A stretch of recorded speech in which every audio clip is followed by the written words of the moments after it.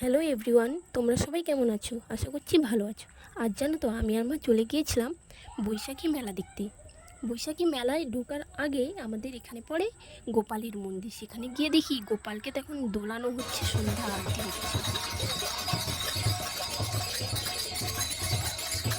মন্দির পরিক্রমা হচ্ছে দেখে আমি আর মা একটু পরিক্রমা করে নিলাম। মন্দির থেকে বেরিয়ে চললাম মেলার ভিতরে। আসল কথা কি জানো, আমরা কিন্তু মেলা দেখব বলে আসিনি। আমরা এসেছিলাম মার্কেটে। মার্কেটে এসেই জানতে পারি এইখানে মেলা হচ্ছে, তাই মার্কেট থেকেই সোজাসুজি চলে এলাম মেলা দেখতে। আচ্ছা বলো তো, কারা কারা স্টেশনারি দোকান দেখলে সেখানেই থেমে যাও? আমি কিন্তু থেমে যাই। আরও ছিল খুব সুন্দর সুন্দর জুতো দোকান, জামা দোকান, অনেক দোকান ছিল মেলাতে। একটা জিনিস কি জানো তো, মেলাতে গেলেই খুব সুন্দর সুন্দর আর কম দামের জামা কাপড় পাওয়া যায়। এটা এক পক্ষে ভালো, কিন্তু আমার না খুব একটা পছন্দ হয় না। আচ্ছা এটা বলো তো, মেলায় গেলে মানুষজন বেশি না থাকলে কি ভালো লাগে?